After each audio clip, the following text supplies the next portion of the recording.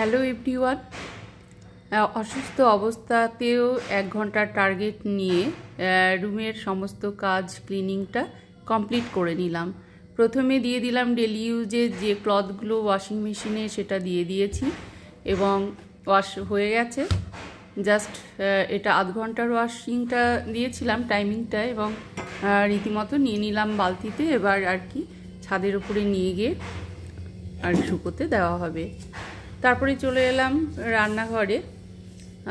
রান্নাঘর অর্থাৎ কিচেনে প্রতিনিয়ত এই যে রান্নাবান্না শুরু হবে তার আগেই কিন্তু গ্যাস ওভেনটা কিন্তু ক্লিন করে নেওয়া হয়।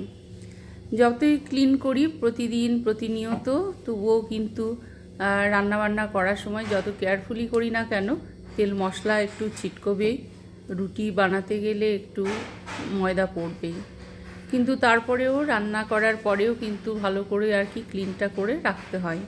কিন্তু যেহেতু 4 বার্নারের এবং এটার একটু কি বলবো রেস্ট্রিকশান আছে, যেহেতু এই যে নবগুলো দেখা যাচ্ছে তাদের ভেতরে যাতে ময়লাটা না ঢোকে বা জলটা যাতে না ঢোকে, জেনারেটর যেহেতু বক্স আছে আর কি, সেহেতু খুব কেয়ারফুলি কিন্তু আমাদের হ্যান্ডেল করতে হয়।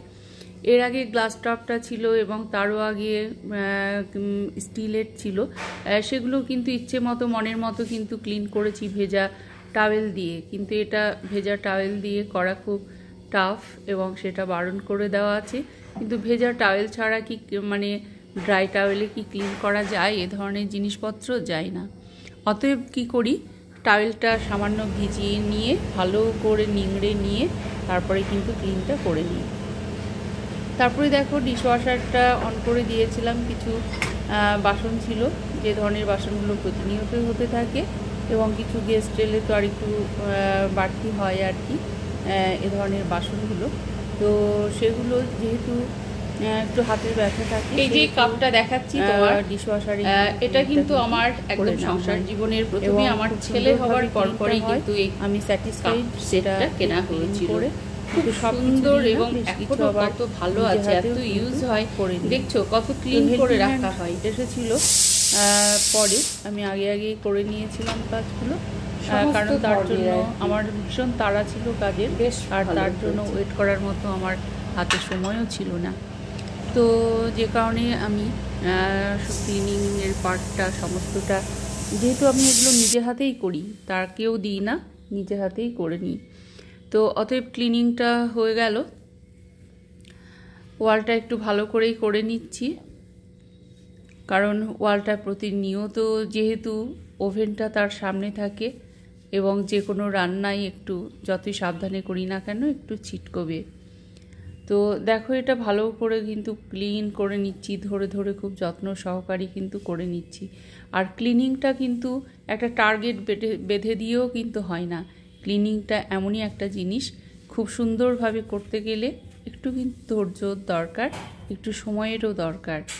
তো ক্লিনিং পার্টটা করে নিলাম।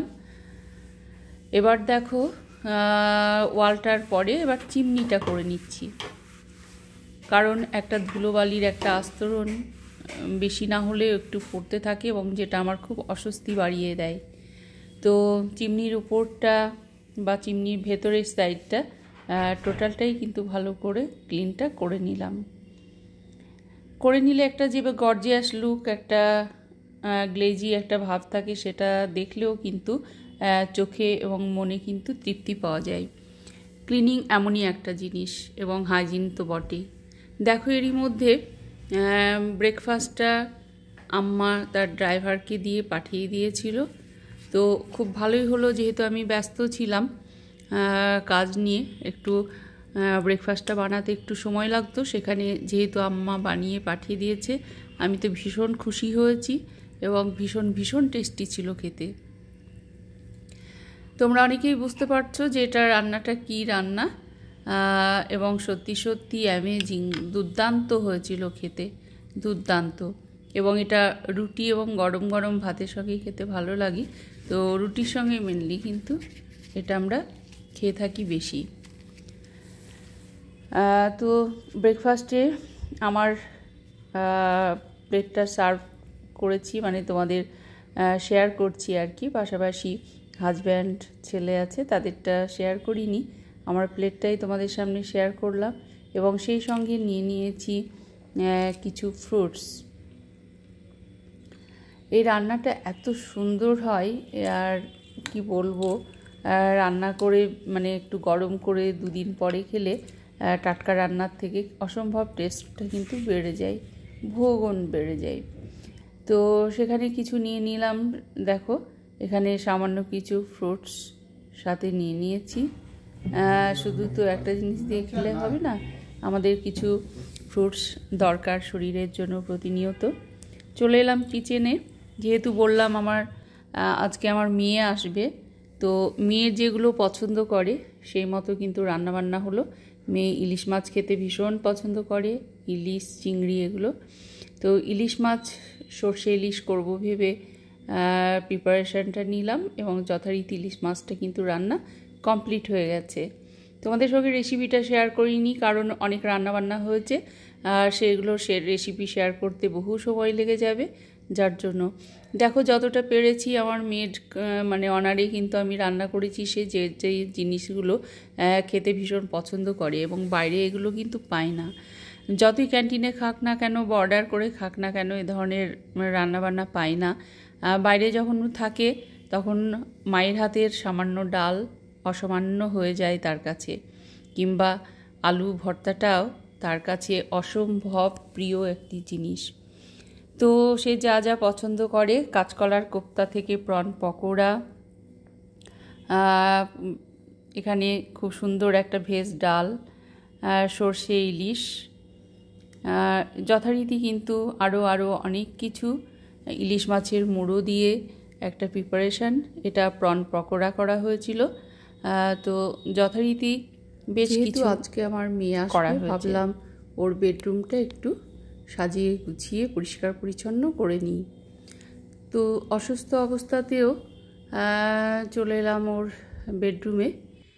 এসে বেডরুমের যে বেড কভারটা ছিল সেটা চেঞ্জ করে দিলাম, এবং ওয়ার্ড্রপ থেকে বেড কভার আর কি এবং পিলো কভার নিয়ে ভালো করে কিন্তু টান টান করে আমি বিছানাটা ঝেড়ে নিচ্ছি।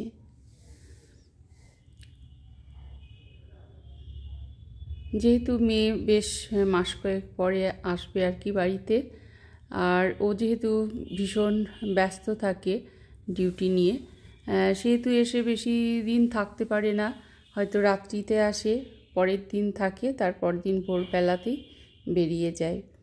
ও নিজেই ড্রাইভ করে আসে, অনেক সময় হয়তো মানে বলে দিই যে ড্রাইভার নিয়ে এসো, তখন হয়তো ড্রাইভার নিয়ে আসে। তো এবার ওর শরীরটা ভালো ছিল না, তবুও নিজে ড্রাইভ করে আসতে চাইছিল বারবার, তবুও বারণ করা সত্ত্বেও যাই হোক আর কি ড্রাইভার নিয়ে এসেছিল, রাত্রিতে পৌঁছে দিয়ে গেল।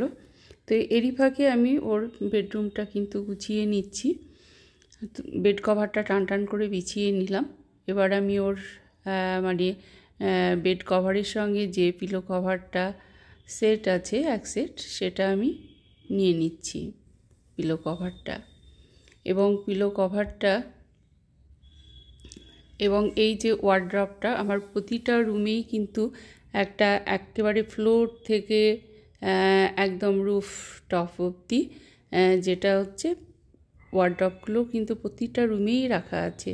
তো এই রুমে আমি এই ওয়ার্ড্রপটা ঠিক ব্ল্যাঙ্কেট, পিলো এই পারপাসেই কিন্তু, মসকিটো নেট এই পারপাসেই আমি কিন্তু ওয়ার্ড্রপটা ইউজ করি। তো এখানে পিলো কভারটা আমি ঢুকিয়ে নিচ্ছি, খুব সফট পিলোটা, তো সেহেতু একটু ঠেসে ঠেসে একটু মানে পিলো কভারটা ঢোকাতে একটু অসুবিধা হয় অনেক সময়, তবুও আর কি পিলো কভারটা দিয়ে নিচ্ছি। কারণ আমার মেয়ে একটু গর্জিয়াস টাইপেরও পছন্দ করে, যার জন্য যে যেরকম চয়েস করে মানে তার ঠিক বেডরুম বা রুমের লুকটা সে ধরনের রাখার আর কি আমি ভীষণ চেষ্টা করি। পাশের রুমে আছে আমার ছেলে, ও সে রুমেই থাকে। তবে এখানে আমার বলে আর কি কারোর কিছু নেই, কারণ সবটাই সবার, হয়তো এই রুমেই মেয়ে থাকে কিংবা পাশের রুমে মেয়ে থাকে, তখন ছেলে রুমটা চেঞ্জ করে। তারপরে চলে গেলাম অন্য একটি রুমে, যেখানে স্টিল আলমিরাটা দেখা যাচ্ছে এবং সেখান থেকে কার্পেট রাখা ছিল আমার। সেখান থেকে কার্পেটটা নিয়ে এসে আমি ফ্লোরে কিন্তু বিছিয়ে দিলাম। একই কার্পেটটা বিছানো থাকলে দেখতেও ভালো লাগে ডেকোরেশনটা। আর তাছাড়া তো এখন একটু শীত শীত পড়ে গেছে, সেহেতু আমি কার্পেটটা কিন্তু বিছিয়ে দিলাম। কার্পেটটা খুব সুন্দর এমনিতে দেখতে, ভীষণই ভালো লাগে আমার। কিন্তু কার্পেট আরও আরেকখানা আর কি চুরি হয়ে গেছে আমার ফ্ল্যাট থেকে। তো মেয়ের রুমটা বেশ সাজিয়ে গুছিয়ে নিলাম এবং পাশে আছে সেটা হচ্ছে সিটিং অ্যারেঞ্জমেন্টের জন্য একটা সোফা সেট, মানে 3 সিটার, যাতে সিটিং অ্যারেঞ্জমেন্টটা খুব ভালো থাকে এবং সবাই একসঙ্গে। চলো আমার মেয়ের রুমটা তোমাদের সঙ্গে একটু শেয়ার করে নিই। দেখছো মেয়ের রুমের বাইরের দরজাটা একটু তোমাদের সঙ্গে শেয়ার করে নিচ্ছি। প্রতিনিয়ত ক্লিন রাখার চেষ্টা করি এবং রাখি আর কি, যতটা পারি আর কি আমার সাধ্যমতো। তবে ইউটিউবে আসার পর থেকে একটু সময়টা কম পাচ্ছি, কারণ বাড়তি সময়টা তো ইউটিউবেই চলে যাচ্ছে। সেখানে চ্যানেলের গ্রোথ খারাপ হোক আর ভালোই হোক, আমার কাজটা তো আমাকে প্রতিনিয়ত করে যেতেই হচ্ছে। তারপরে রিসেন্ট অসুস্থতা একটা বড় সমস্যা ছিল, সেই সমস্যাটা থেকে অল্প কিছুটা হলেও বেরিয়ে এসেছি, এখন মোটামুটি আছি আর কি। চলো মেয়ের রুমটা জাস্ট ডোরটা খুললাম তোমাদের সঙ্গে শেয়ার করার জন্য। যেহেতু মেয়ে রাত্রিতে রুমে যেহেতু থাকবে, অতএব ওর মতো করে ওর রুমটা একটু সাজিয়ে গুছিয়ে নিয়েছি। যদিও প্রতিনিয়ত সাজানো গোছানো থাকে, তবুও আর কি কেউ থাকলে যেটা আর কি হয়, আর একটু বেশি পরিষ্কার পরিচ্ছন্ন যেটা করা হয় আর কি। তো একা হাতে এগুলো করে নিই, হেল্পিং হ্যান্ড তো দরকার নেই এগুলো করার, আমি অবশ্য নিজে হাতেই এগুলো করে নিই।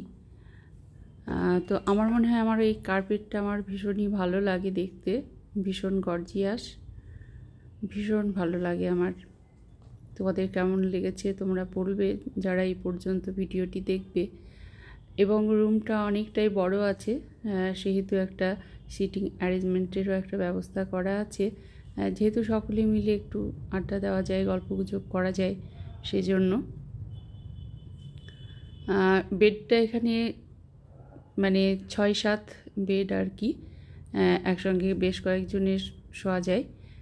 যদিও ক্যামেরায় অতটা বড় দেখাচ্ছে না, কিন্তু অনেকটাই বড় বেডটা। অনেক কিছুই এমন আছে যেগুলো অরিজিনালি দেখতে আরও গর্জিয়াস, আরও ভালো, কিন্তু ক্যামেরায় ঠিকঠাক আসে না দেখি। তোমাদের সঙ্গে রুমটা একটু শেয়ার করে নিচ্ছি। আমার এই বাড়িটার বয়স হলো 10 বছর। প্রতিটা রুমের কালারগুলো এবং সমস্ত কিছু আমার চয়েসেই কিন্তু এগুলো হয়েছে আর কি। প্রতিটা জিনিস চয়েস করেছি এবং কেনাকাটা করে আমি নিয়ে এসেছি। বেডটা তোমাদের সঙ্গে শেয়ার করি। এই বেড কভারটা মোটেই নতুন নয়, প্রায় 6 বছর হয়ে গেছে। যেহেতু ডেলি ইউজ হয় না, হয়তো কেউ এলে তবে আর কি ইউজটা হয়, তারপরে চলে যাবার পরে আবার ক্লিন করে যথারীতি ওয়ার্ড্রপে কিন্তু আবার গুছিয়ে রেখে দিই। যেগুলো ডেলি ইউজ হয় সেগুলো ডেলি ডিটারজেন্টে ক্লিন করাটা হয়, যার ফলে একটু ফেড হয়ে যায়। আর যেগুলো মাঝে মধ্যে ইউজ করা হয় সেগুলো অনেকটাই ভালো থাকে। সেহেতু কিন্তু এই বেড কভারটা কিন্তু 6 বছরেরও আর কি একটু বেশি হয়ে গেছে আর কি সময়টা।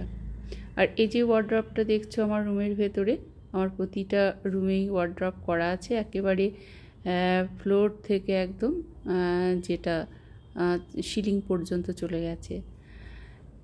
ওয়ার্ড্রপগুলো ভীষণ কাজের, অনেকটা স্পেস থাকে এবং ইচ্ছে মতো মনের মতো কিন্তু প্রচুর জিনিসপত্র সাজিয়ে গুছিয়ে কিন্তু রাখা হয়। এবং রুমের কালার কম্বিনেশন আমার তো মনে হয় আমার কাছে অনেকটাই ভালো লাগে। এখন জানি না তোমাদের কার কেমন লাগবে, তবে আমার কাছে এ ধরনের কালার কম্বিনেশনগুলো ভীষণই ভালো লাগে, সেই মতোই আমি চয়েস করেছি আর কি। আর এই যে খাটটা